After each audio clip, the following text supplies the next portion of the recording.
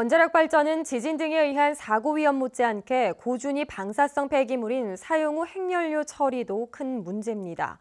월성원전은 국내에서 유일하게 임시저장 시설을 지어 보관 중인데요. 이 임시저장 시설의 추가 건설이 진행되면서 지역사회 전체가 반발하고 있습니다. 장성훈 기자가 집중 취재했습니다.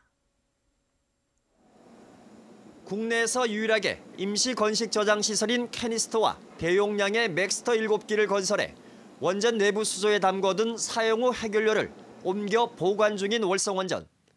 하지만 이마저도 2년여 뒤인 2020년이면 꽉 차게 돼 사용 후 핵연료를 보관할 데가 없어 원전 가동을 중단해야 할 판입니다.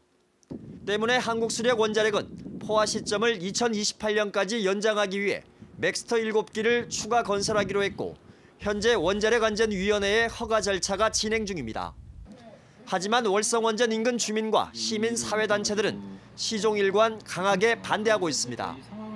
2005년 중저준위 방패장이 들어설 때 사용 후 핵연료 관련 시설은 경주에 짓지 않기로 특별법으로 정했는데도 박근혜 정부가 임시저장이란 개념을 만들어 안전성과 주민 동의 절차를 무시한 채 일방적으로 밀어붙이고 있기 때문입니다. 적어도 이 고준위 관련해서는 재공론화가 먼저 되고 국민적 합의가 어느 정도 되고 난 다음에 어떤 행동이든지 해야 된다. 최근에는 경주시 의회도 공식적으로 반대 입장을 표명하는 등 임시 저장 시설에 대한 반대 여론이 지역 사회 전체로 확산되고 있습니다.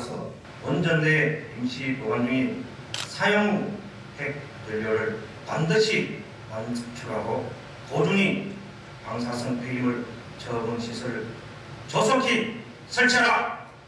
시민사회 단체들은 원전 감축 등 사용 후 핵연료의 발생량을 대폭 줄이는 노력 없이 임시 저장 시설만 계속 늘리는 건 원전 주민의 희생을 강요하는 폭력이며 앞으로도 위험과 갈등은 더 커질 수밖에 없다며 편법적인 임시 저장 시설 추진을 중단하라고 요구했습니다.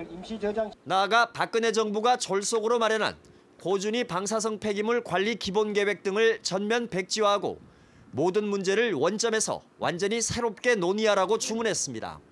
어차피 10만 년 이상 안전하게 보관을 해야 되는 것인데 그것을 이제 1, 2년 어떤 시간에 쫓겨서 해서는 안 된다. 충분한 시간을 가지고 우리가 논의를 해야지 미래 세대가 입을 수 있는 어떤 피해나 경제적 손실을 좀 최소화할 수 있는. 산업통상자원부는 시설의 안전성과 주민 동의 두 가지 원칙이 충족되면 임시 저장 시설을 짓겠다는 입장입니다. 시설의 안전성 부분이 확보가 되고 지역 주민들의 그런 동의, 즉 수용성, 지역 주민들의 수용성이 확보가 되면은 산업통상자원부는 오는 6월 지방선거 이후 고준위 방사성 폐기물 관리 기본 계획에 대한 재공론화 과정을 거쳐 내년 안에 새로운 관리 기본 계획을 마련할 예정인데 국민적 합의를 어떻게 도출해낼지 주목됩니다. MBC 뉴스 장성훈입니다.